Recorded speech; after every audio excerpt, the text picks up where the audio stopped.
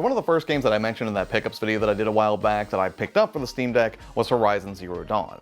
Now I did this mostly on the strength of its graphics, but also because the idea of exploring this big, beefy, just lush open world in a handheld format that is mostly uncompromised when compared against its console counterpart just sounded really appealing. But considering that I originally experienced Horizon Zero Dawn on the PlayStation 4, that kind of got me thinking about other PlayStation games that I could also play on the Steam Deck. Now there are some obvious heavy hitters that I think a lot of people are familiar with, but what I wanted to do today was actually just kind of highlight or go through some of the games that you might not know about that previously you might have only seen on PlayStation, but you can very much play on PC now and by extension also on the Steam Deck. So I'm going to start off with a couple of heavy hitters, but then I'm also going to move down the line to a couple of more, I don't want to say indie titles, but maybe lesser known titles or third-party entries that don't really spring to mind when you think about, the PlayStation games that you can actually indulge on the Steam Deck. But all that being said, let's just go ahead and start off with a game that I think is incredibly underrated, and that is Days Gone.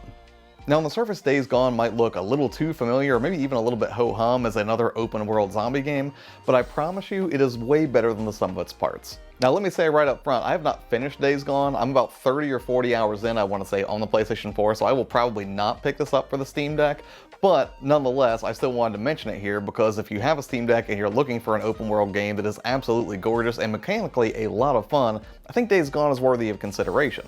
Now I'm not going to sit here and say that Days Gone avoids every single one of the open world cliche trappings that you might have seen in some other games, but if you're looking to scratch an open world zombie itch, Days Gone is definitely worthy of your consideration.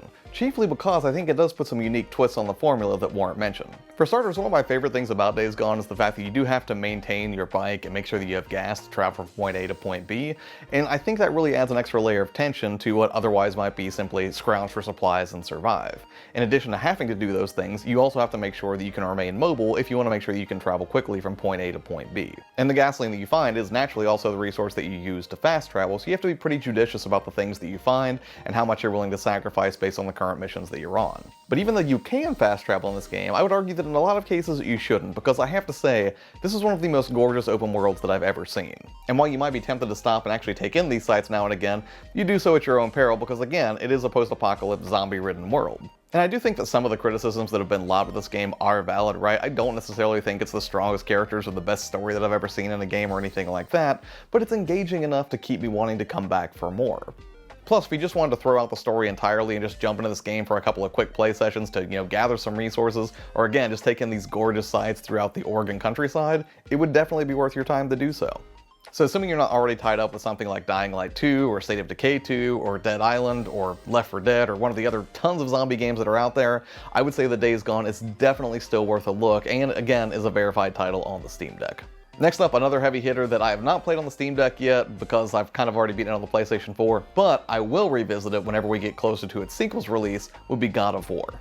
There's really not a lot I can say about God of War that hasn't already been said. This cinematic journey of Kratos and Atreus is absolutely incredible. It's an absolutely perilous journey through Norse mythology that is rife with incredible characters and even more incredible combat. And I would say that God of War 2018 is kind of like Resident Evil 4 in that regard, in that it kind of provided kind of a fresh update for the series. But for me, the most enticing aspect of God of War really was the way they told that story. It's kind of incredible that right from the beginning of the game all the way to rolling credits, I don't think there's a single real cut. The camera just stays with Kratos the entire time. Also, you gotta give credit to Santa Monica for giving us a secondary character who is actually useful in the middle of the chaos of combat, and rather than just dead weight that you have to babysit and escort from point A to point B. And if you've never played a God of War title at all, I think God of War 2018 is an excellent jumping on point, especially so considering that we're going to get God of War Ragnarok later on this year. And like Days Gone, it is also a verified title on deck. And finally, of course, I'm going to mention Death Stranding on this list. Now, I understand Death Stranding might be off-putting to a lot of people because, again, it is sort of a walking simulator of sorts, but that's not exactly the whole story either. It's not that there aren't combat scenarios in Death Stranding, there definitely are, but for the most part it really does go all in on the concept of delivering packages from point A to point B, and that is what you will spend the bulk of your time doing. Now, I realize that on paper that might not sound like the most exciting video game experience you can have, and to be fair, it really does take quite a while for the game to really ramp up and get going, but if you stick with it, I promise you there's a very interesting story and an incredibly fulfilling, borderline zen-like experience that waits for you in Death Stranding. Just know that this is Kojima at just like peak Kojima, so the game is definitely going to go to some weird places. But if you're the type of gamer who appreciates a large, admittedly weird open world to explore, and you like the idea of dropping in for a couple of quick missions and jumping out, I think it's a really good candidate for the Steam Deck. Now, I've already beaten it on the PlayStation 4, and I've played it on the upgraded PlayStation 5 version, so I haven't bought it for the deck yet, but at some point when it goes on sale, I probably will, if for no other reason than just to take in those relaxing in-between mission moments that that pop up from moment to moment. Alright, so as of me recording this in May of 2022, those really do represent 3 of the biggest AAA titles that you could get kind of from the Sony universe on the Steam Deck. But now I want to move on to some slightly lesser known titles that are still, I think, associated with the PlayStation brand from generations past, but they don't quite get the prestige as, again, something like a Horizon Zero Dawn or an Uncharted or anything like that. So the first one that I'll bring up is a game that I've been meaning to play forever, and I finally picked it up for the Steam Deck, and that is Journey. And I can tell you almost nothing about Journey because I don't want to know anything about Journey. The only thing that I really know is that you are a wandering, cloaked figure who is headed towards a mountain. There's some multiplayer aspect to it, and as I understand it, the art, direction, and music are absolutely top-notch in this game. Originally this debuted, I believe, on the PlayStation 3, and there is a PlayStation 4 version, but for me this will be my first time playing Journey, so if you're old hat at this and you're already familiar with it, you can also play it on the Steam Deck, or if it's your first time ever playing it, you can get it pretty cheap on the Steam Deck, I think for about $10.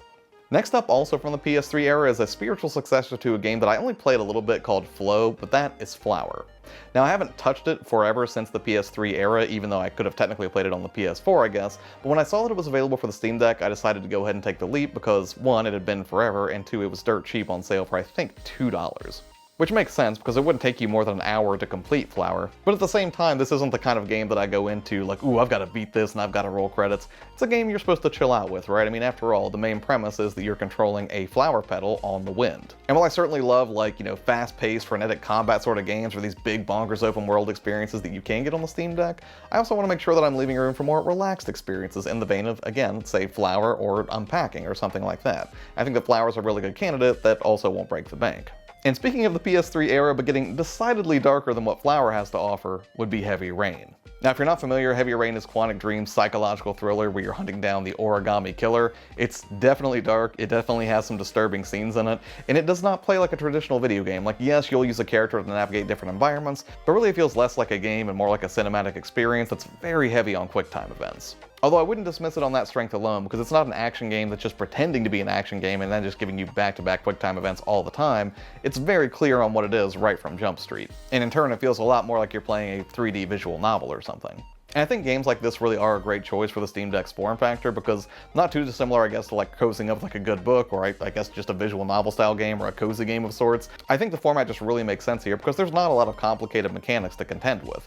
Mostly just quick time events and just, you know, moving a character in a certain direction, and it's not, you know, as in-depth as something like a hardcore action RPG or something like that where you'd have a ton of different controls to remember. It's just kind of a nice, relaxing, although psychologically thrilling experience. But hey, if you like the idea of a more cinematic experience, but maybe not the serial killerish, although admittedly meme-worthy world of Heavy Rain is your cup of tea, you could also check out Quantic Dream's other offerings like Beyond Two Souls and Detroit Become Human, both of which are also verified for the Steam Deck. So yeah, those are just a few of the PlayStation-centric verified titles that I've found so far on the Steam Deck, but hey, what about you? Are there some entries I should have added to this list, or are there any particular PlayStation experiences from PlayStation Studios or games you just commonly associate with the PlayStation brand that you also think should be on the Steam Deck? Let me know in the comments below. As always, thanks for taking the time to watch. It means a lot to me. Take care, and I'll see you on the next video.